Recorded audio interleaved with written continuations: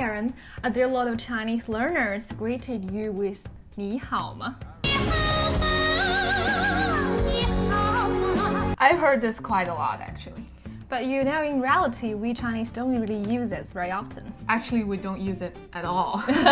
That's right. In many cases, the phrases you learned in textbook, they are not very often used in our daily life. So today, in this video, we're going to take a look at some of the probably outdated or rarely used phrases you might learn in textbooks and see what Chinese really say in those conversations. The very first one is 你好吗? Actually, we Chinese don't really say this. Instead of saying 你好吗, we use 你怎么样 to express our greetings. Yeah, for example, if you meet a friend that you haven't seen each other for a long time, that you can ask her how she's doing recently.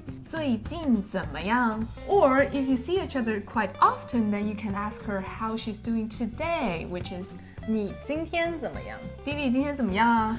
挺好的，就是有点饿。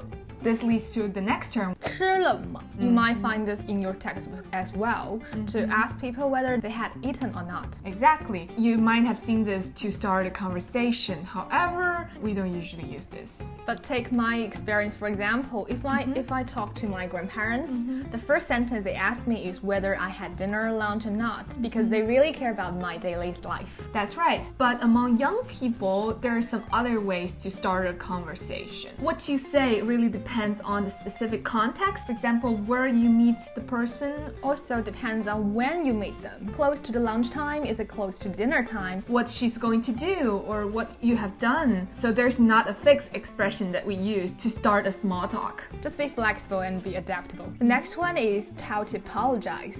The first phrase you learned from textbook is probably 对不起. It literally means I owe you something.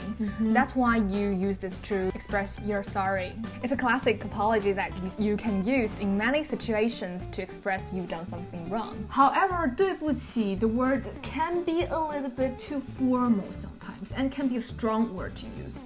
It is often used when you have done something wrong and you really want to emphasize your mistake, that you are asking for forgiveness. In most of the situations, there's another term you can use. 不好意思. To express you feel embarrassed about what you've done before or want to gain someone's attention. That's right. For example, you're late, so you can say 不好意思，我迟到了. In the second case, you want to arouse someone's attention. For example, you want to say, excuse me, I have a question. Then you can say 不好意思，我有一个问题. Last but not least, you can also use 抱歉, similar meaning to 不好意思, to express you feel bad about what you've done. So the same case as we mentioned that you're running late, you can also say 抱歉，我迟到了. Here you go, now you'll be able to use this three magical words to say sorry in Chinese. The fourth one is how to say goodbye to someone. And this term you might have learned a lot, which is 再见. But actually, I can't remember when is the last time I say 再见. Again, similar to 对不起, it can be very formal. We don't use it very often in our daily life. Interestingly, you might find quite surprised. We use bye-bye in Chinese. We say bye-bye. Bye-bye. It's a phonetic translation of English words bye-bye. But of course, not as dramatic as the English, like bye-bye. You just say bye-bye. And the fifth one is to express very or extremely something. For example, extremely beautiful. Like this one. So in textbook, you might have learned the usage of 美极了. Just like this flower, 美极了. Yeah, an adjective plus 极了 to express extremely something. Again, it can sound a little bit textbook-ish. Instead, you can just say 好美啊，这朵花。这朵花好美啊. Or you can say 美哭了. Like you literally want to cry because it's so beautiful. Exactly. Or 太美了吧. Oh, it's dying. And next one is quite interesting. That's the word interesting. You might hear this very often in English. It's quite interesting.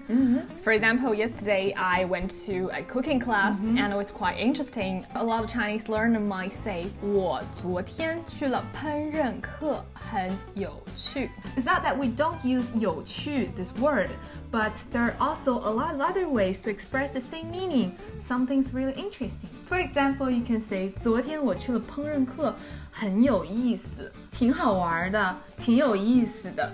They all express the meaning of something's quite interesting. And how do you say where you're from? 我来自中国. Is this what you learned from textbook? I hear a lot of foreigners, when they introduce themselves, they'll use this 我来自 somewhere. In reality, we just say 我是中国人. I am Chinese. 我是美国人.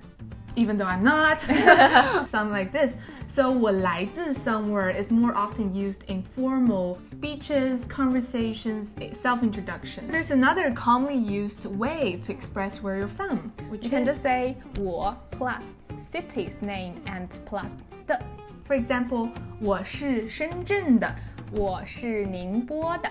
Okay, that's the end of this video. We hope you guys find it helpful. The purpose of this video is not to negate the phrases you learn in textbooks, but to offer more diverse way to express the same expression, right? So you'll be able to use more phrases and words, not just from the textbook, but also in our daily expressions. Be able to sound more natural and sounds more like native. Yeah. If you like this video, don't forget to give it a thumbs up. And don't forget to subscribe our channel so you'll see our weekly update. I'm Karen. I'm Didi. See you guys next time. Bye. Bye-bye. Bye-bye.